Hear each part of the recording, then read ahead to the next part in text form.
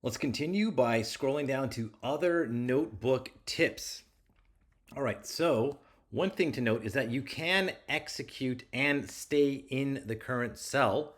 By default, when you execute a cell, the selected cell will be the one below it. So let's just go ahead and see that.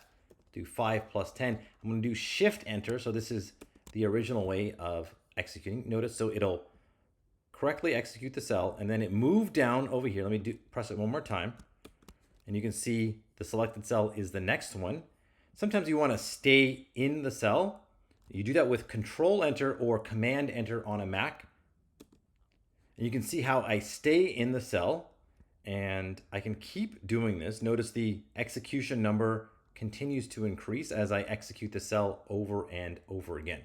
All right, so just a little tip. This is another way to execute a cell and then to stay in that cell. Some cells do not have any output.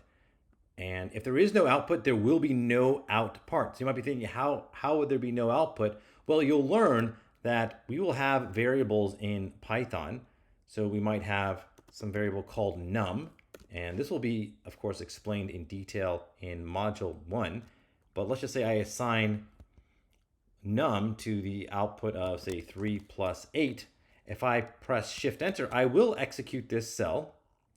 And as you can see, there is no output. That's because this variable now contains the result. So there's nothing to output because I've saved this result. Instead of outputting it to the output cell, it now gets saved to num. In order to see this, I can put num in its own cell. It's just a variable, and execute that cell, and then you'll see the output over here. Okay, so sometimes there is no output, and that's because this is one way to have no output. There are multiple other ways, but this is going to be like the most common way for now. I just want you to know that you will not see that output part in the notebook if there isn't any output.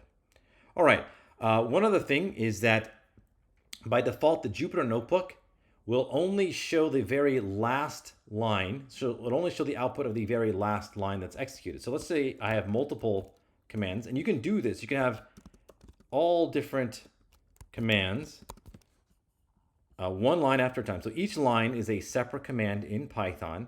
And if I press Shift Enter and I execute this, you will see that only the last line appears to have run. That's not true because actually all 3 lines have run, but you only see the last line. So this is the only output that you'll see. This code did execute, but it just does not appear in the output. That's just how the notebook operates. You'll learn about a print function, and a print function will just print whatever is inside to the screen. In this case, it'll print the result of 3 plus 9 to the screen, which is 12. And this is one way to show output in a cell where it's in the middle of the cell.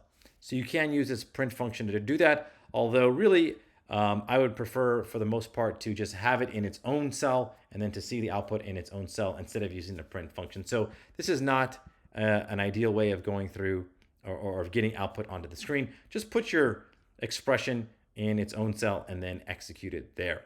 Okay, so that's just a little bit more about the notebook. You can press Command Enter or Control Enter to execute and stay in, and then you have cells with no output, and then you can use a print function to print things like that are in the middle of a cell that don't get printed normally because they're not the last line in the cell.